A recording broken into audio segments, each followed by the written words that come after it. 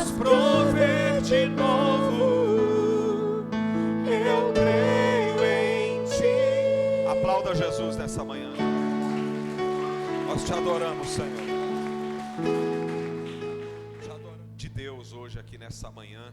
E eu gostaria que você prestasse bastante atenção na mensagem do Senhor. Amém? Todo o nosso culto ao Senhor, ele é de extrema importância. E a palavra de Deus, quando nós adoramos, quando nós oramos, somos nós que expressamos o nosso coração para Deus. A adoração, a súplica, o pedido, o nosso clamor. E no momento da palavra, nós ouvimos. No momento da palavra é o Senhor que fala. E este momento deve ser um momento de muita expectativa dos nossos corações. Amém, queridos? A presença de Jesus, ela está aqui nessa manhã. E nós precisamos discernir isso. Nós não podemos deixar isso passar assim, de qualquer maneira na nossa vida. Porque a presença de Deus, ela não significa que todos serão abençoados. A presença de pode parecer estranho para você eu falar isso, mas a presença de Deus, ela é proposta para todos, mas apenas aqueles que realmente abrem o coração para a palavra de Deus, que recebe, que ouve não só com os ouvidos, mas que ouve com o coração, é que verdadeiramente são abençoados por Deus, é que verdadeiramente essas pessoas, elas passam a ter uma experiência real com Deus. Porque o contrário disso é apenas religiosidade. Amém? Quando nós não temos uma experiência real com Deus, isso chama-se religiosidade. É como se fosse uma capa, é como se fosse um verniz religioso. E o nosso intuito, pregando a palavra, o nosso intuito de fazer a obra de Deus, é de anunciarmos a mensagem de Deus, de maneira que, pelo poder do Espírito Santo, você tenha uma experiência com Deus, você tenha um encontro real com o Senhor. Amém? E pode ter certeza que Ele está aqui nessa manhã. Amém? Lucas capítulo 10, no versículo 42, 41 e 42.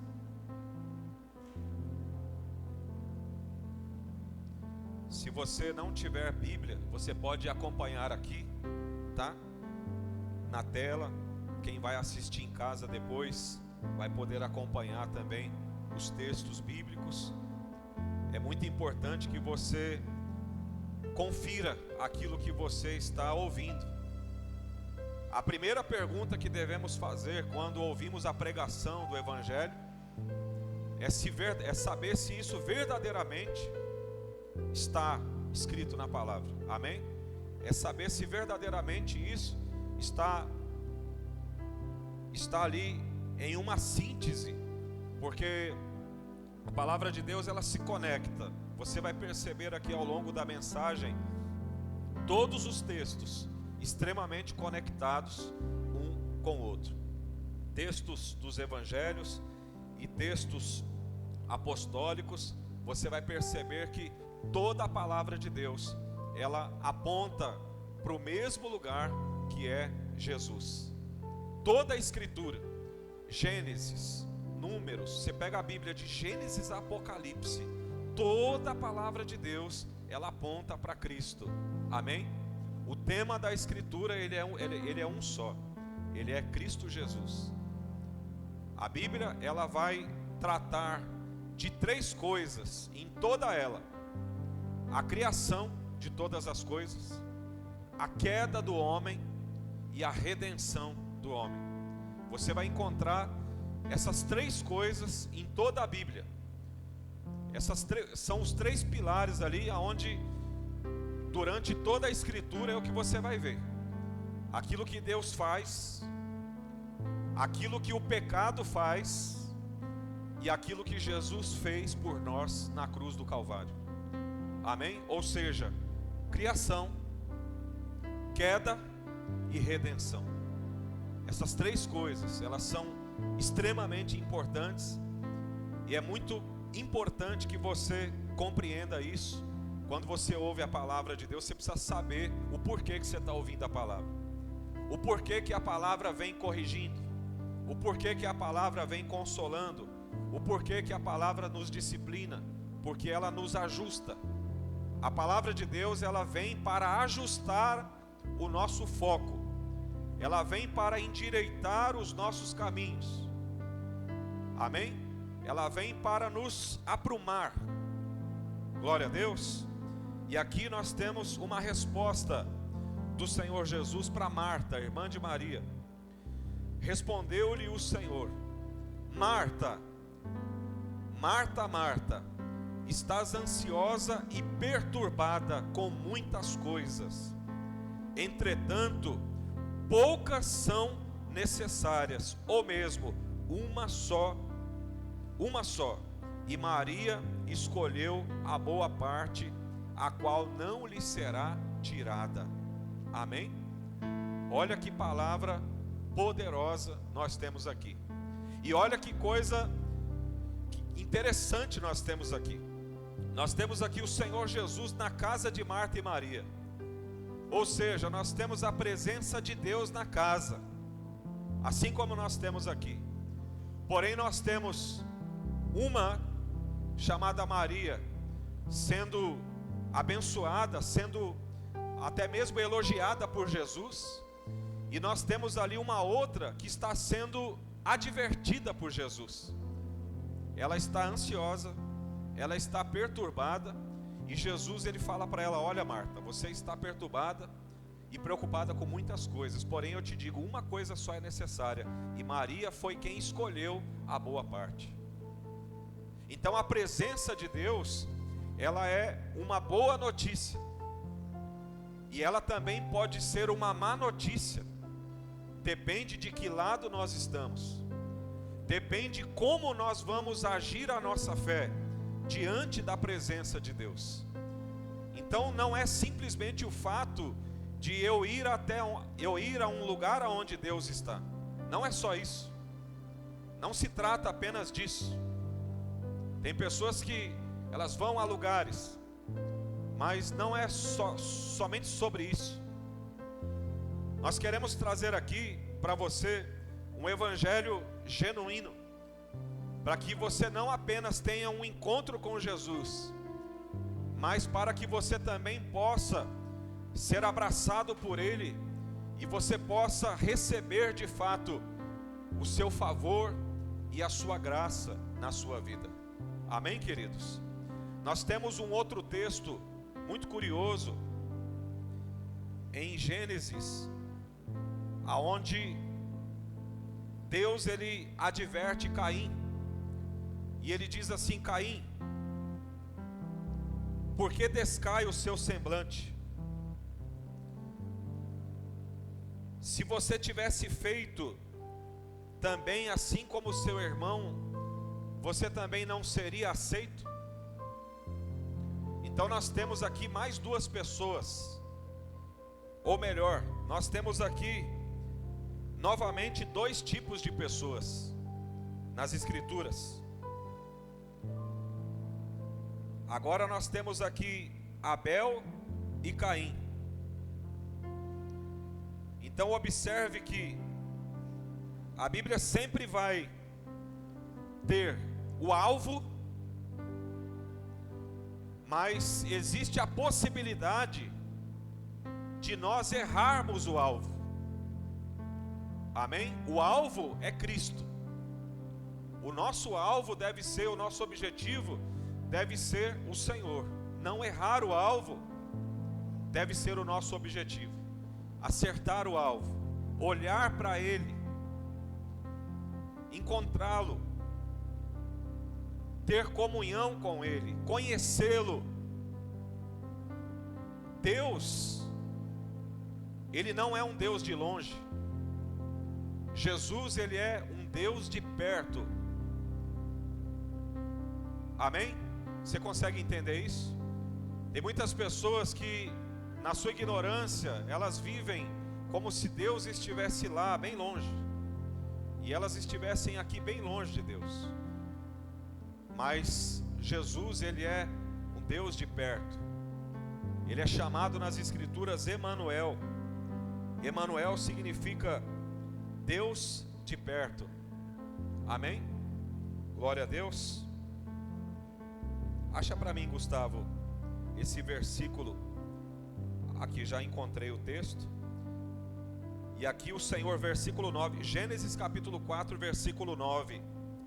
Perguntou, pois, o Senhor a Caim: onde está Abel, o teu irmão? E respondeu ele: não sei, sou eu guarda do meu irmão? E disse Deus: que fizeste?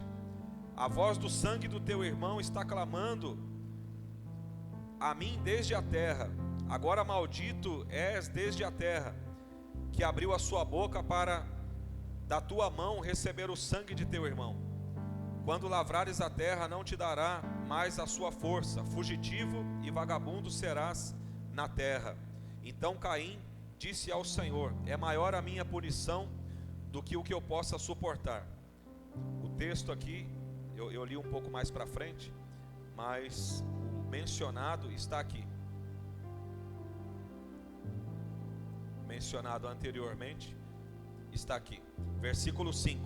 Mas para Caim e para a sua oferta não atentou, pelo que irou-se Caim fortemente e descaiu-lhe o seu semblante. Sabe quando a pessoa ela fica furiosa ou fica brava e ela muda o semblante? Acho que todo mundo sabe o que é isso, né? Você percebe que alguma coisa errada aquela pessoa tem. Então foi isso que aconteceu com Caim. Então o Senhor perguntou a Caim: por que te iraste? E por que está descaído o teu semblante? Versículo 7. Porventura, se procederes bem, não seria também, se procederes bem, não se há de levantar o teu semblante? E se não procederes bem, o pecado jaz à porta, e sobre ti será o teu desejo, mas sobre ele tu deves dominar. Deus diz para Caim aqui o seguinte, eu estou lendo aqui na versão Ferreira de Almeida. Deus disse para ele: Caim, você está irado com o seu irmão? O que aconteceu aqui?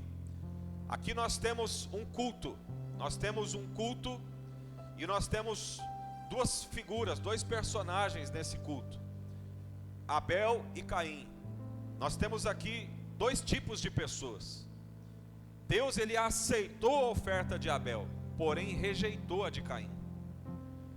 Isso mostra que o quão importante é a forma que nós cultuamos, a forma que nós ouvimos a palavra e a maneira com qual nós respondemos à palavra de Deus. Não é porque eu estou num culto que Deus ele vai aceitar o meu culto. Alguns cultos Deus não recebe, assim como Deus não aceitou o culto de Caim e aceitou o de Abel. Eu não quero entrar aqui no mérito, mas eu quero aqui mostrar para você que a presença de Deus, ela não significa que todo mundo vai ser abençoado. Depende muito de como você vai receber a palavra na sua vida. Em Apocalipse, no capítulo 3, no versículo 20, o Senhor Jesus diz assim: eis que estou à porta e bato. Se alguém abrir a porta, eu entrarei e cearei com ele e ele comigo. Então perceba que nós precisamos abrir a porta do nosso coração. A porta da nossa vida, ela só tem a maçaneta do lado de dentro. Deus, ele não invade a nossa vida, diferente do diabo, que ele não pede licença. Simplesmente, se ele não ver a presença de Deus, isso já significa que ele pode entrar. E ele entra sem pedir licença. Deus, Ele não é dessa maneira. Deus, Ele espera que você abra o seu coração. Deus, Ele espera que você queira. Deus, Ele espera que você realmente chame por Ele, ore, clame por Ele, peça e queira estar com Ele. Amém? Deus, Ele espera que você realmente ouça a sua palavra e obedeça a sua palavra. Glória a Deus. Quem aqui nessa manhã você vai aproveitar a presença de Deus? Amém? Glória a Deus. Timóteo, 2 Timóteo capítulo 4, versículo 1.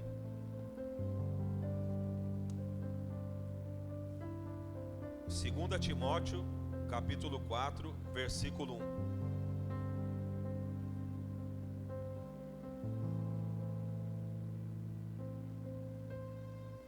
Aqui o apóstolo Paulo, ele escreve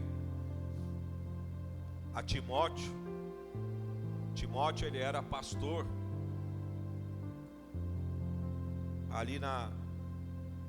ele era discípulo de Paulo, e ele pastoreava a igreja do Senhor ali. E aqui ele recebe uma carta de Paulo e está escrito assim: Conjuro-te diante de Deus e de Cristo Jesus, que há de julgar os vivos e os mortos, pela sua vinda e pelo seu reino. No versículo 2, preste bem atenção. Paulo diz assim: prega a palavra, em tempo ou fora de tempo, admoesta, repreende, exorta com toda longanimidade e ensino, porque virá um tempo em que não suportarão a sã doutrina, mas tendo grande desejo de ouvir coisas agradáveis, ajuntarão para si mestres segundo os seus próprios desejos. Nem tudo aquilo que é pregado tem sido a palavra de Deus. É o que nós temos visto em muitos lugares e acontecido no mundo todo. Por isso nós precisamos pregar e trazer verdadeiramente a palavra de Deus, as Escrituras. Porque a palavra de Deus, ela é o agente de Deus de transformação na nossa vida. A palavra de Deus, ela é o próprio Deus através da palavra. Imagine que a palavra vinda de Deus, ela é completamente diferente da palavra que sai da nossa boca. Amém? A palavra de Deus, ela sai do Espírito de Deus. No entanto, que a palavra de Deus, ela é Espírito e vida. Ela produz. Tudo que Deus faz é através da sua palavra. Nós estávamos quinta-feira meditando ali no Salmo 119, acho que a partir do versículo 57 em diante. E nós estávamos vendo a maneira com que Davi, o salmista Davi, ele valorizava, ele buscava conhecer a palavra de Deus, e a maneira com que ele procurava estar ali conforme a palavra de Deus. A oração de Davi era baseado na palavra. O louvor de Davi era baseado na palavra. E lendo este texto, nós entendemos qual foi o segredo de Davi de ter o nível de comunhão com Deus que ele tinha. Qual era o segredo de Davi? Na realidade não é segredo, está revelado, porque está escrito: Davi amava a palavra de Deus. Então, sem a gente receber a palavra de Deus com alegria, com amor e disposto a praticar a palavra, nós não podemos sair do lugar onde estamos. Nós permaneceremos na mesma situação se a palavra de Deus ela for apenas ouvida com os ouvidos, se ela não descer para o coração e se não produzir mudança de vida em nós, a gente continua no mesmo lugar. Vocês estão entendendo isso? Então aqui Paulo, ele escreve para Timóteo. Quem era Timóteo? Timóteo era pastor da igreja. Então as cartas que Paulo escreveu para Timóteo são cartas pastorais, dando direcionamento para a igreja do Senhor Jesus.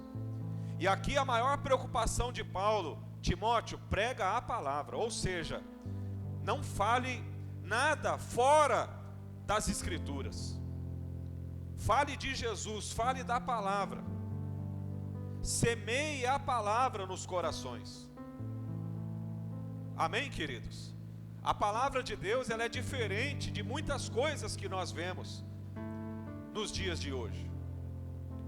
A palavra de Deus, ela nos corrige, como está escrito aqui. Ela admoesta. O que é admoestar? É corrigir.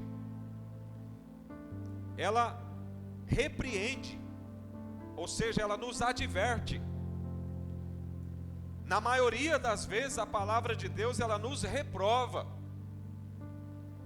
ela nos confronta, mas depois disso ela traz para nós e ela nos dá o quê?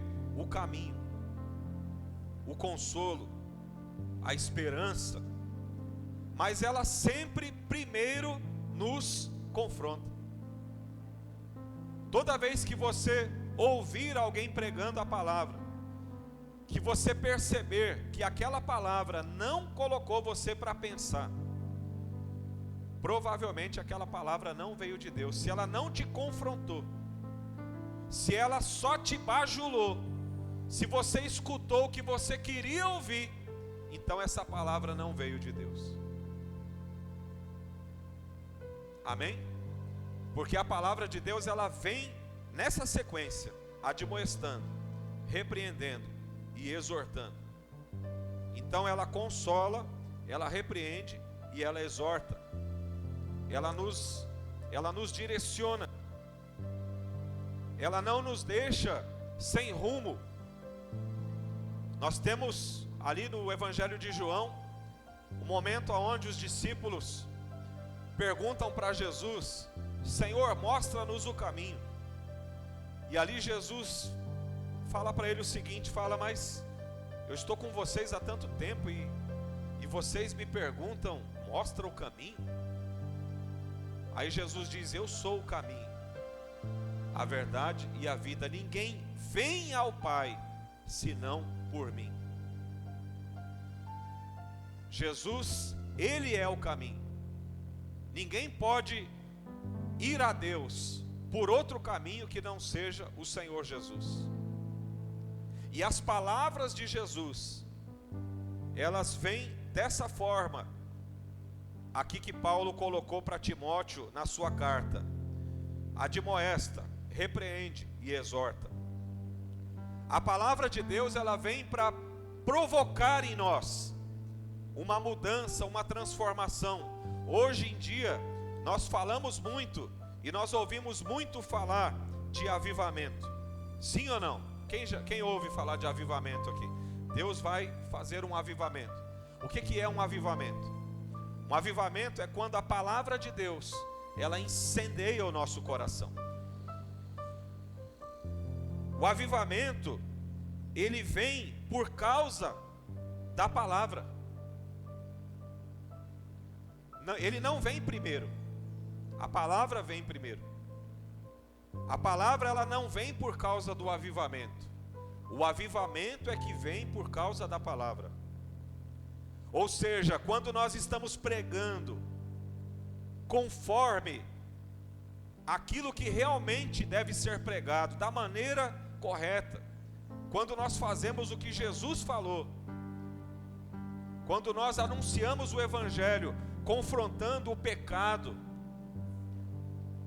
pregando contra as práticas erradas, quando nós fazemos isso, então nós estamos sendo preparados para viver um avivamento. Porque a palavra de Deus, ela é a própria presença de Deus. Vocês estão me entendendo? A palavra, ela é o principal agente de Deus na terra.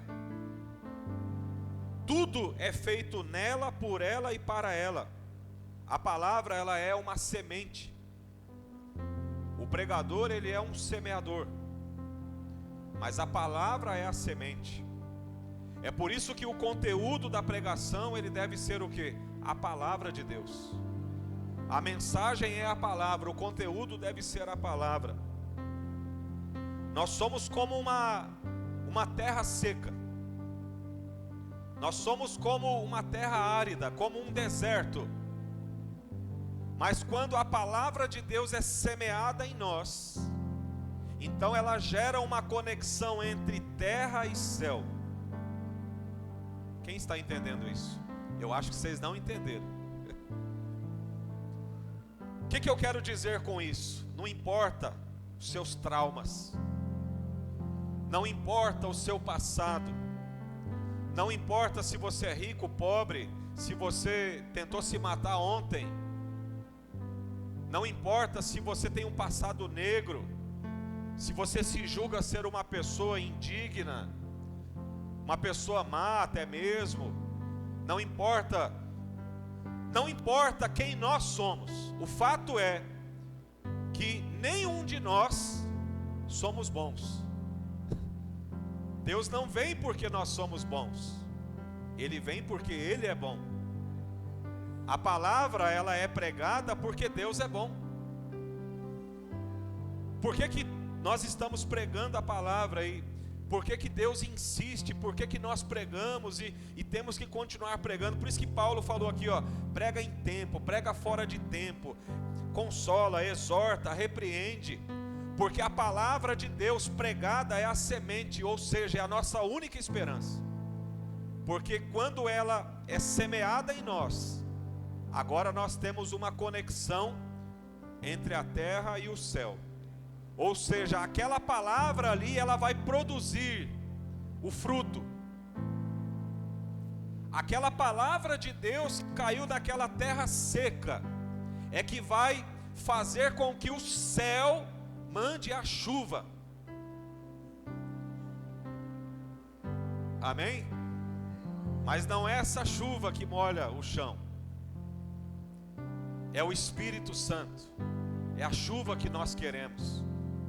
A água que nós queremos na nossa vida, sobre a semente que está em nós, que é a palavra, e sobre nós que somos como uma terra seca, é o Espírito Santo. Então, quando nós pregamos, nós estamos preparando a igreja para um avivamento.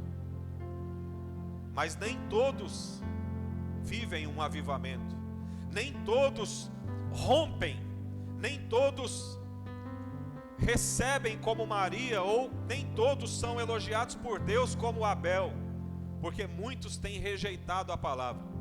Cuidado para você não rejeitar o Senhor Jesus. Lembra no começo que nós falamos, a presença de Deus, ela é uma boa notícia, mas pode ser uma má notícia também. E vai depender muito de como nós recebemos a palavra de Deus. Tem pessoas que ao ouvir a palavra, ela pensa assim: ah não, eu prefiro ouvir de outra maneira, isso daí me doeu. Aí a pessoa vai procurar ouvir aquilo que vai massagear o ego, ou seja, vai mantê-lo sendo como uma terra seca. Aqui, Paulo, ele fala o seguinte, na continuação do texto, ele fala para Timóteo: conjuro-te perante Deus. Essa palavra conjuro-te é mais ou menos o significado assim: ordeno a você, perante Deus. Ele já coloca Timóteo em uma saia justa aqui. Ou seja, ai de você se você não pregar o que eu estou falando. Então ele fala: conjuro-te perante Deus. Então ele fala: Timóteo, eu te ordeno perante Deus. Ou seja, se Timóteo não faz, ele já estaria ali exposto ao juízo de Deus por não pregar a verdade. Agora olha só o que Paulo pregou aqui há mais de 2000 anos atrás. Conjuro-te perante Deus e Cristo Jesus, que há de julgar vivos e mortos pela sua manifestação e pelo seu reino. Prega a palavra, insta, quer seja oportuno, quer não, corrige, repreende e exorta, com toda a longanimidade e doutrina. Pois, olha o versículo 3, gente, esse versículo é chocante. Pois haverá um tempo em que não suportarão a sã doutrina, pelo contrário, cercar-se-ão de mestres, segundo as suas próprias cobiças. Como que sentindo coceiras nos ouvidos, se recusarão a dar ouvidos à verdade, entregando-se às fábulas. É o que está acontecendo exatamente nos nossos dias. As pessoas têm rejeitado a verdade e têm procurado ouvir aquilo que vai agradar, aquilo que vai bajular os seus pecados de estimação. Que o Espírito Santo ele possa nos convencer nessa manhã. Jesus disse antes de ascender aos céus, ele disse que rogaria ao Pai que enviasse outro Consolador, o Espírito Santo. Porém Jesus ele é enfático em dizer: eu rogarei ao Pai e Ele vos dará outro Consolador. E Jesus diz que o mundo não poderia receber, mas vós o conheceis. Então o Espírito Santo seria o substituto de Jesus. O Espírito Santo ele viria, seria a presença de Deus agora na pessoa do Espírito Santo, e ele faria algo muito específico quando ele viesse. Para a igreja, para os cristãos já convertidos, ele seria o Consolador. Ele também revestiria os filhos de Deus, a igreja, com poder e autoridade. Mas em relação ao mundo, Jesus fala que ele convenceria o mundo da justiça, do pecado e do juízo. O Espírito Santo, ou seja, a presença de Deus, hoje, quando nós pregamos, o intuito dela é nos convencer, é dar para nós, é despertar em nós uma consciência de pecado, para que através dessa consciência nós possamos nos converter ao Senhor Jesus. Isso é conversão. É quando nós temos uma convicção do pecado e agora nós nos arrependemos. Então a obra do Espírito Santo é nos levar ao arrependimento, consequentemente nos levando à salvação. Não há nenhuma pessoa que, estando em pecado, ela possa viver o plano original de Deus para ela. Não há. No entanto, que é muito errado muitas formas que nós vemos aonde pessoas são abordadas e elas ouvem o seguinte: ó, Deus tem um plano na tua vida. Na realidade não é bem assim. Na realidade, se houver arrependimento, se houver conversão, aí sim o plano de Deus, ele se estabelece na nossa vida. Do contrário disso, o plano não será cumprido na nossa vida. O plano de Deus só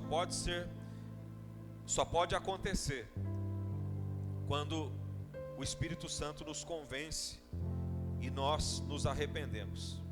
Nossa única esperança é termos ao menos uma palavra de Deus no nosso coração. Evangelho de Mateus, no capítulo 13, no versículo 9.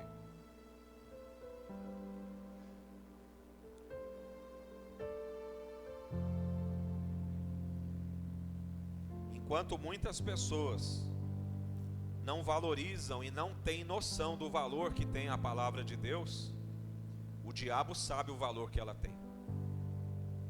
E ele sabe também o efeito que ela causa em nós. E ele sabe o quão preciosa é a palavra de Deus.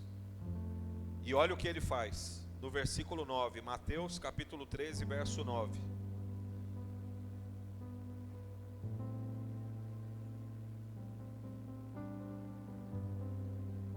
Mateus, capítulo 13, versículo 9.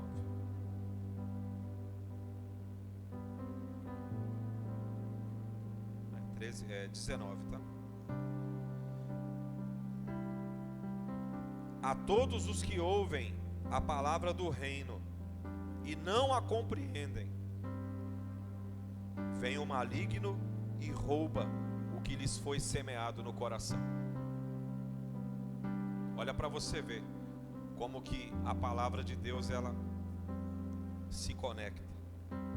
Lembra que eu falei para vocês no começo?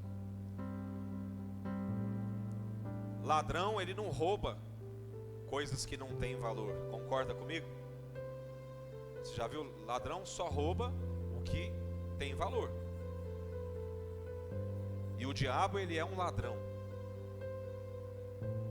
E o que ele mais gosta de roubar é a semente da palavra no nosso coração. Porque ele sabe que se a palavra ficar em você, ela vai fazer de você uma nova criatura.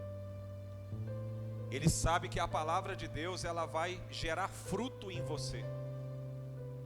Ele sabe que agora o céu ele tem um endereço para operar.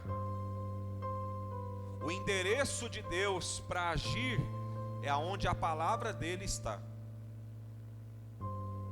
Se você recebe a palavra, você pode ter certeza que o Senhor ele está agindo em você.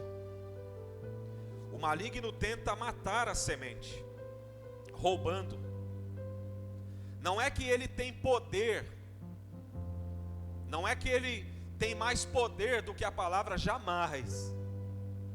Mas é que a palavra ela é um tesouro e você precisa guardar. Você está me entendendo? Sim ou não? Ela é um tesouro e o responsável em guardar essa palavra é você. Se você não valorizar a palavra, você esquece, ou seja, o maligno rouba, porque ele vai colocar outras coisas na sua vida no lugar da palavra. Ele vai substituir a palavra por outra coisa. Tem muitas pessoas que estão substituindo a palavra de Deus por palavras de efeito, palavras de autoajuda. Não que sejam ruins, mas palavra de autoajuda, ela pode até te dar um gás, mas salvar, transformar, libertar do pecado, só a palavra de Deus. Você está me entendendo? Você vai lá num curso de motivação, são palavras de autoajuda. Eu não tenho nada contra isso, mas isso não se compara à palavra de Deus. Você sai de lá andando até rápido, você sai de lá motivado, mas aquilo ali não pode ser comparado à palavra de Deus. E tem muitos que têm substituído a pregação por palavras de autoajuda. Por isso também, cada vez menos o céu tem tido lugares para agir. Porque Deus, ele só vai se conectar onde a semente foi lançada. Você quer ver uma coisa? Abra sua Bíblia em Atos no capítulo 10. Atos capítulo 10. Eu vou parafrasear esse texto aqui, e depois eu vou ler apenas quando o apóstolo Pedro,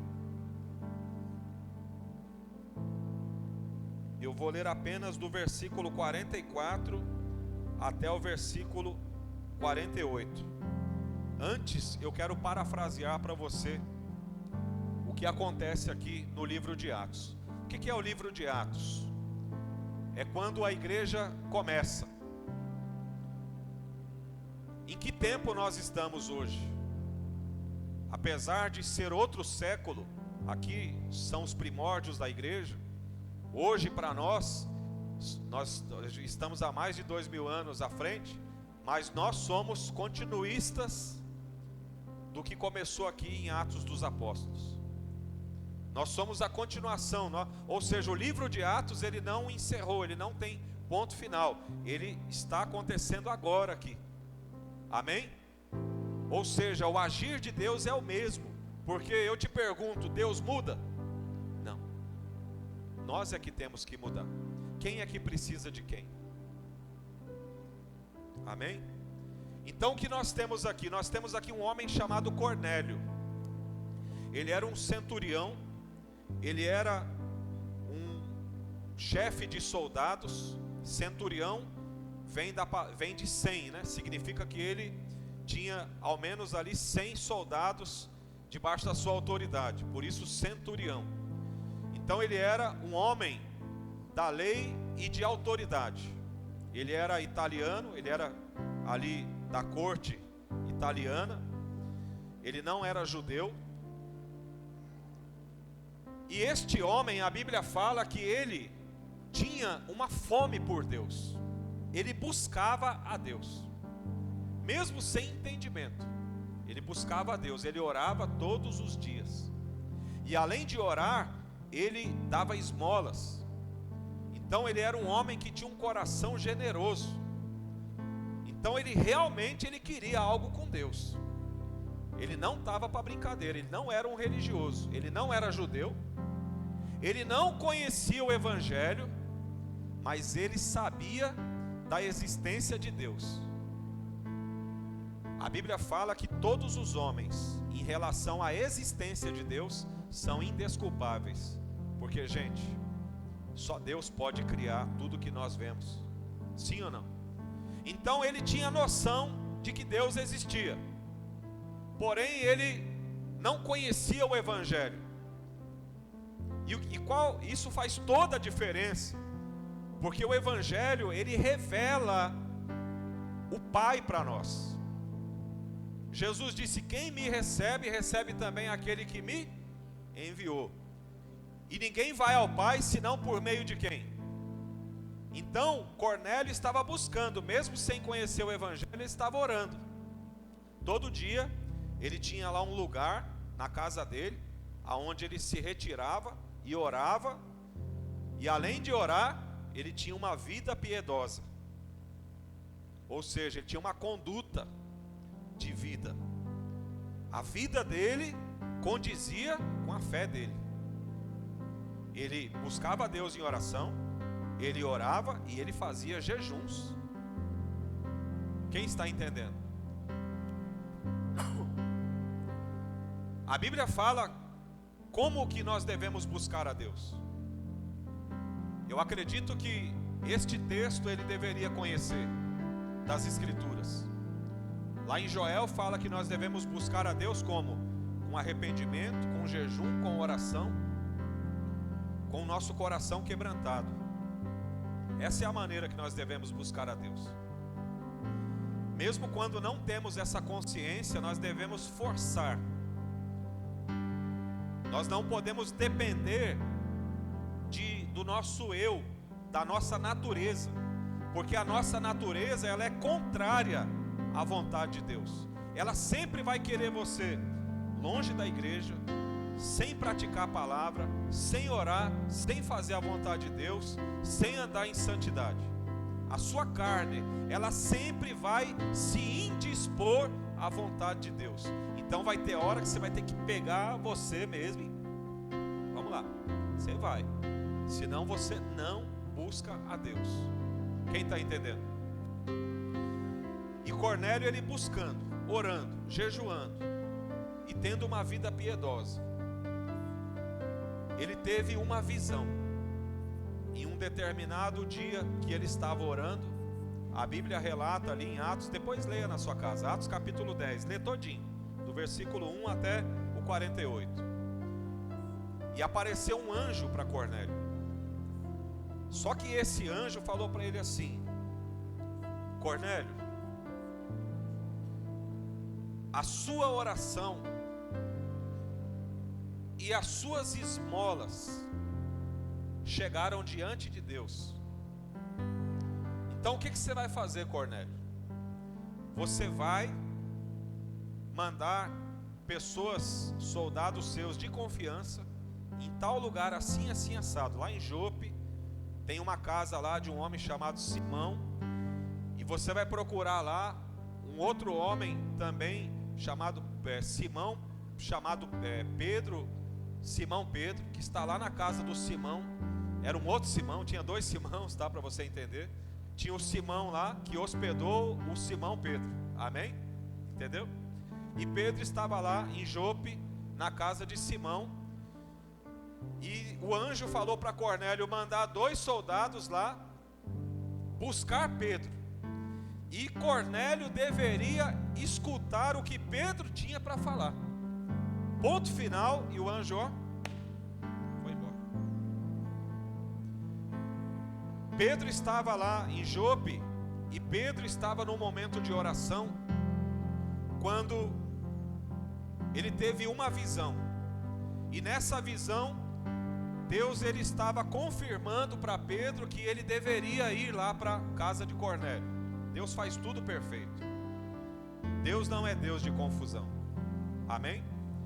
Deus, ele é preciso. Deus, o plano é dele, a vontade é dele, ele é perfeito. Não há nada e nem ninguém mais perfeito do que o Senhor.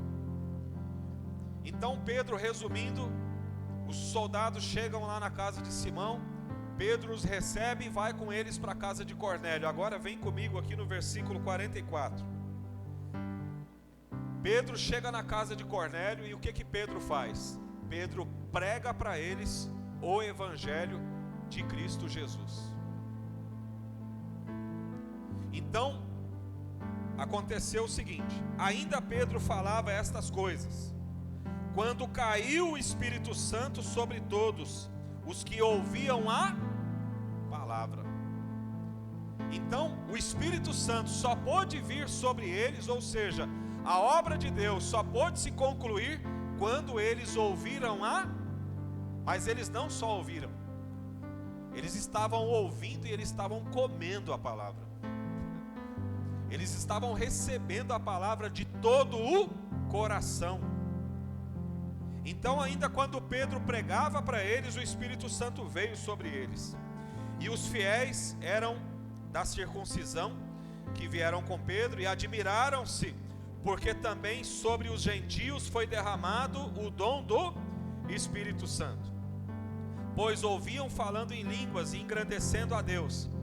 Então perguntou Pedro: porventura alguém pode recusar a água para que não sejam batizados, assim como nós receberam o Espírito Santo? E ordenou que fossem batizados em nome de Jesus Cristo.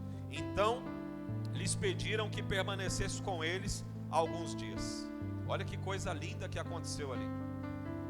Cornélio, a obra de Deus só pôde se concluir, só pôde ficar claro para Cornélio a obra de Deus na vida dele, depois que ele ouve a pregação do Evangelho. Ele ouviu, ele recebeu, o Espírito Santo veio sobre eles e eles foram batizados nas águas também. Amém? Porque não não tem como recusar a vontade de Deus. É muito claro a vontade de Deus. Por exemplo, por que nós temos que buscar o batismo com o Espírito Santo? Porque o Espírito Santo é Deus em nós. É Ele habitando em nós. Por que nós também nos batizamos nas águas? Porque é um ato de arrependimento. E porque Jesus fez dessa maneira e ensinou desta maneira. E sobretudo porque a palavra de Deus para nós é absoluta. Está acima de tudo. Escreva isso no seu coração. A palavra de Deus, ela deve estar acima de tudo. Acima da hierarquia da igreja, inclusive. Porque a palavra de Deus, ela é o centro de todas as coisas. A palavra é o próprio Jesus. A palavra, ela se fez carne e habitou entre nós. O Senhor Jesus era a própria palavra de Deus encarnada. Agora nós temos a palavra e o Espírito Santo que nos foi enviado, para que nós possamos ter o cumprimento e a ação dessa palavra na nossa vida. A promessa de Deus é que aqueles que se arrependem, que aqueles que se entregam para Jesus, sejam batizados pelo Espírito Santo, ou seja, sejam batizados em Jesus. Isso é o novo nascimento. Nós temos que, naturalmente nós nascemos uma vez, mas a vontade de Deus é que nós venhamos nascer de novo, porque o primeiro nascimento é um nascimento de Adão. O segundo nascimento é o nascer de novo, que é o nascimento através da água e do Espírito. E Jesus falou que aquele que não nascer de novo não entrará no reino de Deus. Você sabia disso? Aquele que não nascer de novo. João capítulo 3, Evangelho de João capítulo 3.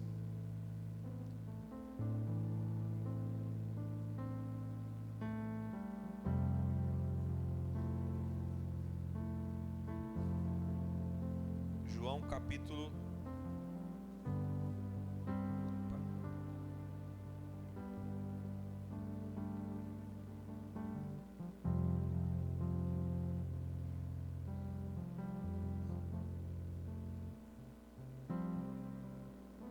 João capítulo 3.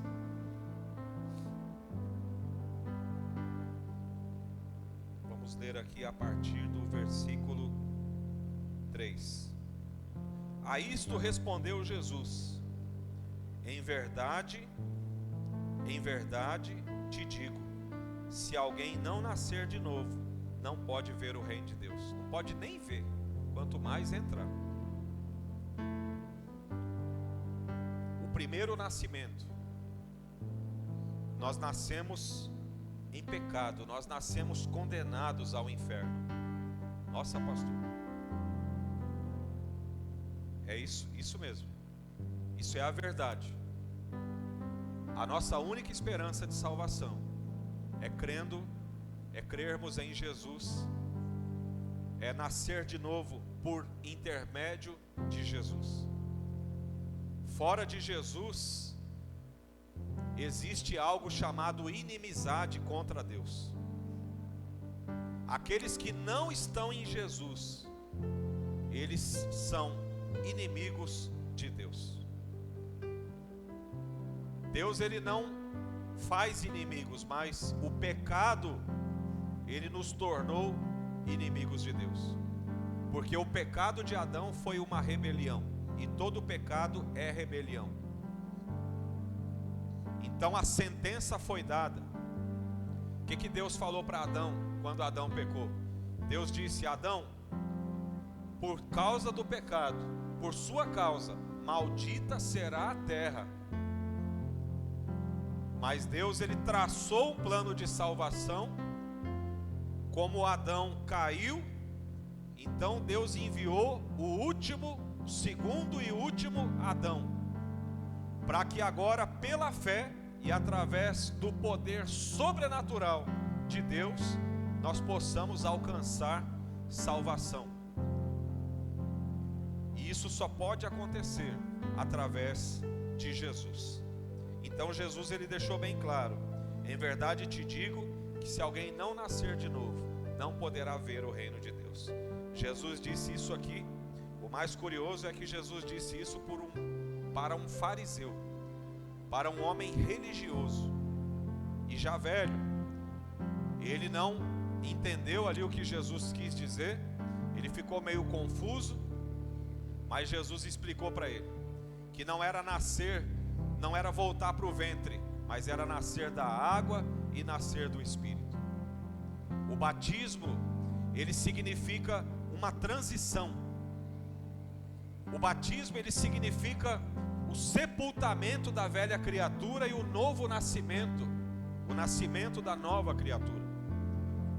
Jesus, ele, antes de começar o seu ministério, ali com mais ou menos 30 anos, ele vai até o Rio Jordão. E quando ele chega no Rio Jordão, João Batista sabia quem era ele.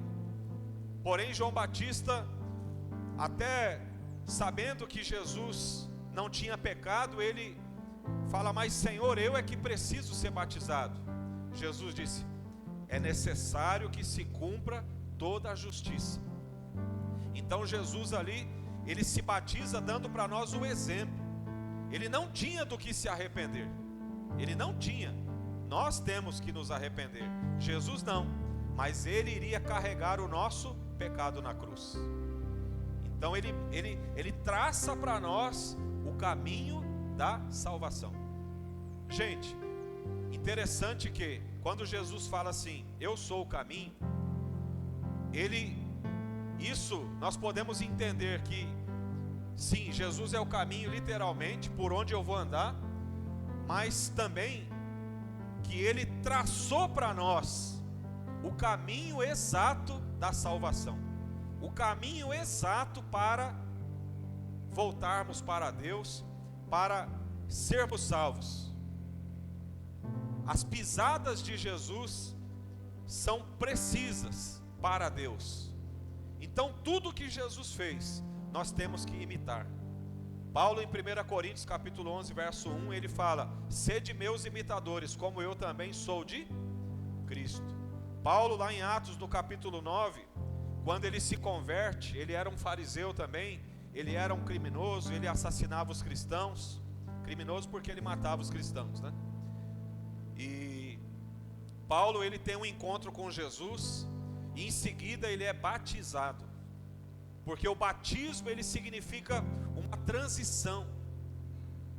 O povo de Israel estava no Egito, preso, cativo há 400 anos, há mais de 400 anos. E Deus, ele poderia ter levado Israel por outro caminho, mas qual foi o caminho que Deus conduziu Israel? Foi o caminho do Mar Vermelho. Ali já era o quê? Uma simbologia de passarmos pelas águas. Todo mundo que saiu do Egito, o povo de Deus ali teve que passar pelas águas, simbolizando ali que todos aqueles que serão salvos devem passar pelas águas.